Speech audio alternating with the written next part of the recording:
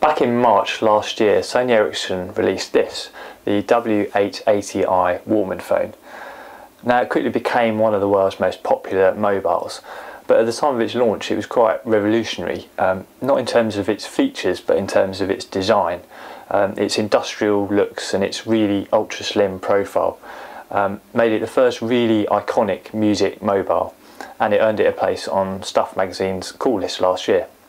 But it's not cool anymore because this is its successor, the W890i. Now it's not a revolutionary upgrade, but there are a few key differences which could see it outsell its predecessor.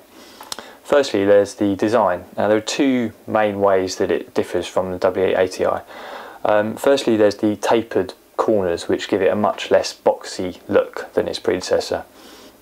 Secondly, and perhaps more importantly, there's the keypad. Now the W890i was criticised for having small fiddly keys which were difficult to press, but this is a much more traditional layout. It gives it a much less distinctive look, but it's much easier to use. There are also two main ways it differs in terms of features. Firstly, there's the camera, which has been upped to 3.2 megapixels from 2 megapixels. Now it's not in the same class as the CyberShot cam phones. There's no autofocus, there's no flash, and there's no macro mode, but it does still take some nice bright colourful snaps. Secondly, there's also HSDPA download speeds, which is great for if you want to do things like downloading music over the air. Now of course the music is still the W890i's main skill, and it's really good at this. It's one of the best phones around. It's loaded with the latest Walkman 3.0 software, which you can access just by pressing the Walkman button on the side.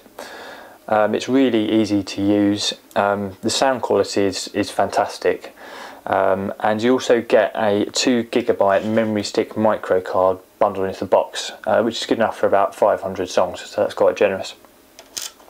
My only real criticism of the W890i is that you still need to use one of these slightly fiddly adapters to plug in your 3.5mm headphones. Now there are other phones out there like Nokia's 5310, which is just as thin as the W890i but still manages to put the 3.5mm port on the side. So why Sony Ericsson couldn't do this, I don't know. But it's just nitpicking really. I think this is a fantastic update to the W890i. It adds more features, it's much more usable, so all we've got to do is figure out how to snap one up before it becomes as popular as its predecessor was.